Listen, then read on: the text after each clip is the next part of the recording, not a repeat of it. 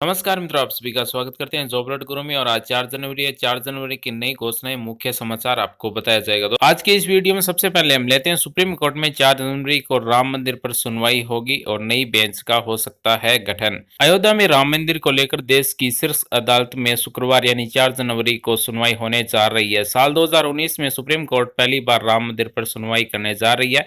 सुनवाई में अयोध्या की जमीन के विवाद पर फैसला होना है। उम्मीद की जा रही है कि शुक्रवार को होने वाली सुनवाई में अयोध्या केस के लिए नई बेंच का गठन हो सकता है। बता दें कि इसी साल अक्टूबर महीने में सुप्रीम कोर्ट में राम मंदिर मुद्दे पर सुनवाई हुई थी। इस दौरान कोर्ट ने जनवरी में सुनवाई करने की बात कही थी। सुप्रीम कोर्ट ने राम जन्मभूमि और बाबरी मस्जिद भूमि के मालिकाना हक विवाद मामले में लगाई दीवानी याचिका को अगले साल जनवरी के पहले हफ्ते तक टाल दिया गया था। सुप्रीम कोर्ट में अयोध्या विवाद पर 3 मिनट हुई सुनवाई इस मामले को 3 महीने तक के लिए टाल दिया गया है। प्रधानमंत्री नरेंद्र मोदी ने राम मंदिर मसले पर सरकार का रुख साफ किया है। साल 2019 के पहले दिन एक न्यूज एजेंसी को दिए गए इंटरव्यू में प्रधानमंत्री मोदी ने कहा कि सरकार सुप्रीम कोर्ट के फैसले के बाद ही अध्यादेश लाने पर विचार करेगी। मंदिर का निर्माण संविधान के तहत किया जाएगा। नई योजनाएं घोषणाएं जानने के लिए आप हमारे चैनल को सब्सक्राइब कीजिए, बेल आइकन को दबाइए ताकि जब भी वीडियो अपलोड हो तो आपको नोटिफिकेशन मिल जाए और इस वीडियो को लाइक करें। तो आइए दोस्तों, अगले पॉइंट पर बात करें तो 8वीं तक फेल नहीं करने की नीति में बदलाव कर दिया गया और राज्यसभा में इसकी मंजूरी भी दे दी गई है। दोस्तों, इसके बारे में हम डिटेल में बात करें। स्कूली शिक्षा के सुधार में स्कूलों में 8वीं तक फेल न करने की नीति में बदलाव को गुरुवार को राज्यसभा में मंजूरी दे दी है। इसके तहत स्कूलों में अब पहली से 8वीं तक छात्रों को फेल भी किया जाएगा।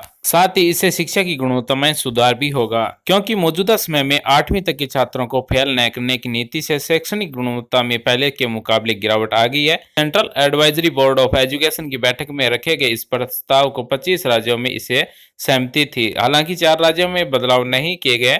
उन 4 राज्यों के नाम है आंध्र प्रदेश, तमिलनाडु, उड़ीसा और तेलंगाना। पहले फेल न करने का फैसला क्यों लिया गया था? स्कूलों में 8वीं तक फेल न करने की नीति यूपीए सरकार के दौरान बच्चों के स्कूल छोड़ने की बढ़ती संख्या को देखते हुए लिया गया था। इसके चलते प्रत्येक छात्र 8वीं तक पास हो चला जाता, जबकि 9वीं में फेल हो जाता। ऐसे में 9वीं में अचानक छात्रों में फेल होने की संख्या बढ़ गई। अब अगर छात्र कोई पहली से 8वीं तक नहीं पढ़ता है तो वह फेल हो जाता है। स्कूलों में अब पहली से 8वीं तक छात्रों को फेल भी किया जाएगा। और आगे हम बात करें तो भारतीय सेना होगी मजबूत।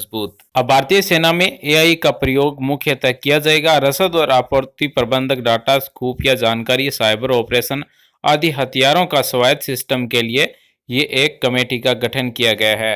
भारतीय सेना जल्द ही आर्टिफिशियल इंटेलिजेंस से लैस होने जा रही है। सेना में आर्टिफिशियल इंटेलिजेंस के इस्तेमाल के लिए रक्षा मंत्रालय ने तेजी से काम करना शुरू कर दिया गया। आर्टिफिशियल इंटेलिजेंस और रोबोटिक्स के लिए सिंगुलर इंटेलिजेंस और एनालिसिस कैपेबिलिटी को बेहतर बनाने के लिए एक प्रोजेक्ट को मंजूरी दे दी गई है।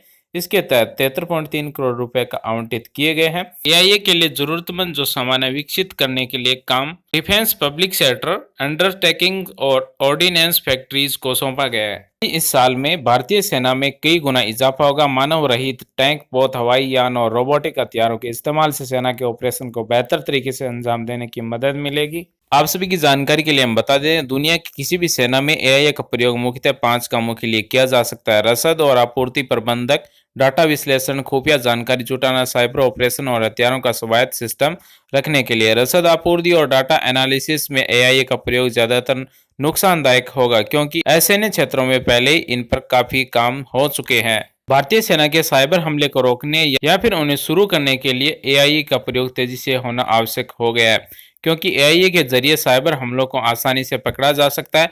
वहीं कई देश रक्षा क्षेत्र में एआई का प्रयोग कर उन्हें सैन्य कौशल में सुधार के गुंजाइश की तलाश कर रहे हैं। भारतीय सेना भी अब एआई तकनीक से लैस होगी और इसमें भारतीय सेना को बहुत सारे फायदे भी होंगे। और आगे हम बात करें तो राजस्थान के किसानों की जमीन है वो बैंकों के पास गिरवी रखी है। 32 लाख किसानों की जमीन बैंकों के पास गिरवी है।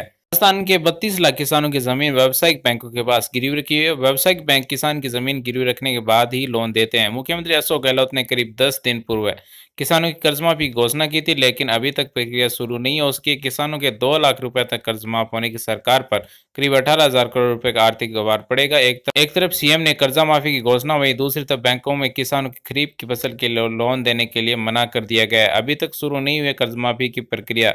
सीएम के चुनावी वादे को पूरा करने के लिए 2 लाख रुपए तक किसानों की कर्ज माफी घोषणा कर दी गई थी, लेकिन कर्ज माफ की प्रक्रिया वो अभी तक शुरू नहीं हुई और ना ही किसानों की कर्ज माफी के कोई दिशा निर्देश है वो जारी हुए अभी तक। आगे हम बात करें तो 1 अप्रैल से देना बैंक और विजया बैंक का वजूद है वो खत्म हो जाएगा। दोनों बैंकों को बड़ौदा बैंक के नेतृत्व में काम करना होगा। दोनों बैंकों को बड़ौदा बैंक में शामिल कर दिया जाएगा। अब हम बात करते हैं कि बड़ौदा बैंक में विलय होने के बाद में एटीएम पिन नंबर उनमें कुछ चेंजेस किए जाएंगे या नहीं किए जाएंगे। दोस्तों हम आपको बता देते हैं इन तीनों बैंकों के एटीएम बैंक ऑफ बड़ौदा में विलय हो जाएंगे और एटीएम और पिन नंबर में किसी भी प्रकार का चेंजेस नहीं किया जाएगा। तीनों बैंकों के एटीएम भी इस विलय में एक ही बैंक के हो जाएंगे, पर पहले जिन इलाके में 3 शाखाएं हैं उसे कम कर दिया जाएगा। जरूरत के हिसाब से संबंधित तीनों बैंकों में 2 बैंक की शाखाएं कम होगी, एक इलाके में एक ही बैंक की शाखा रहेगी। प्रधानमंत्री नरेंद्र मोदी की अध्यक्षता में कैबिनेट ने bank of Baroda, Vijaya bank और देना बैंक के विलय को मंजूरी है। पहली बार है जब सरकार ने तीनों बैंकों के एक साथ विलय को मंजूरी दी है। कैबिनेट के फैसले की जानकारी देते हुए कानून के मंत्री रविशंकर प्रसाद ने कहा कि विलय एक मजबूत तथा विश्व स्तरीय पर प्रतिस्पर्धी बैंक का निर्माण करेगा।